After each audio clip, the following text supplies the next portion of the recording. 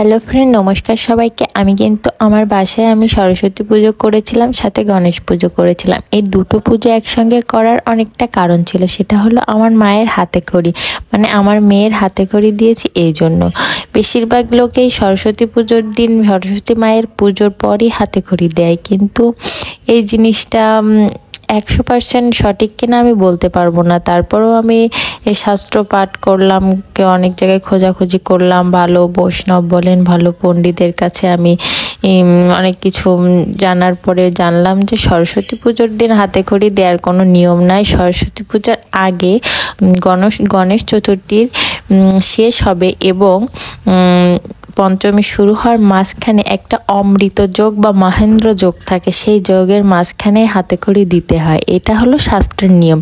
এখন যারা জানে তারা মানে, যারা জানে না তারা হয়তো বা অনেক সময় ভুল করে বসে, সরস্বতী পুজোর পরেই হাতে খড়ি দেয়।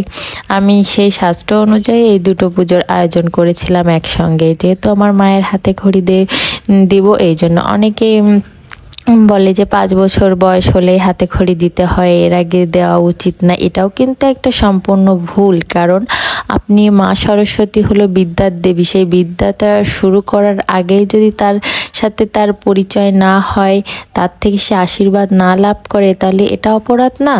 এই জন্য কিন্তু আমি আমার মাকে 2.5 বছর বয়সে আমি ওকে হাতে খড়ি দিয়েছি, কারণ এখন থেকে আমি আমার মাকে পড়াশুনো করানো শুরু করব। এই জন্য এখন এগুলো সম্পূর্ণ আমার পার্সোনাল ব্যাপার।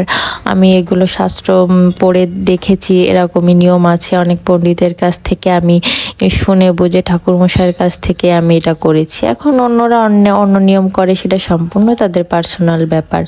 আর তারপরে আমি কিন্তু সরস্বতী পুজোর দিন এখানে যা আছে সব কিছু আমি একা হাতে গুছিয়েছিলাম, কারণ আমার বাসায় আমি ছাড়া মেয়ে মানুষ আর কেউ নাই যে সে গুছাবে। আমি বাজার থেকে শুরু করে সব কিছু একা একা করে রেডি করে সব কিছু গুছিয়ে রেখেছিলাম। তারপরে যথাসময় ঠাকুর মশাই এসে প্রথমে গণেশ পূজা শেষ করলো, তারপরে আমার মায়ের হাতে খড়ি শুরু হলো, তারপরে একে একে স্টেপ বাই স্টেপ পুজো শুরু হয়েছিল। আর সত্যিই আমার খুব ভালো লাগছিল যে আসলে আমি এখন চাইলেই পূজা অর্চনা করতে পারি। আর যেহেতু আমি ঘরোয়াভাবে করেছিলাম, আমার আশেপাশে কিছু আত্মীয়স্বজন না, প্রতিবেশী যারা আমরা এক ফ্ল্যাটে থাকি তাদেরকেই বলেছিলাম, বেশি আর বাইরের আত্মীয়স্বজন বলতে পারিনি।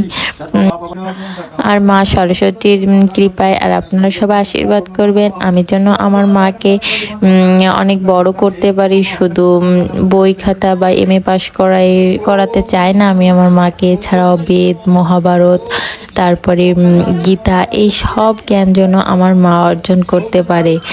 আর MA পাস BCS ক্যাডার হয়ে কী হবে বলেন, যেখানে যদি আমি নিজের শাস্ত্র ধর্মগ্রন্থগুলো নাই পড়তে পারি। এই জন্য আমার চিন্তা ভাবনা একটু আলাদা। আমি আমার মেয়েকে দিয়ে এই সমস্ত ধর্মগ্রন্থগুলো পাঠ অধ্যয়ন করাবো, যাতে সেই হিন্দু ধর্ম কি, ধর্ম সম্পর্কে সঠিক জ্ঞান এবং সঠিক মনোভাব চিন্তা আসে। ধন্যবাদ সবাইকে ভিডিওটা দেখার জন্য।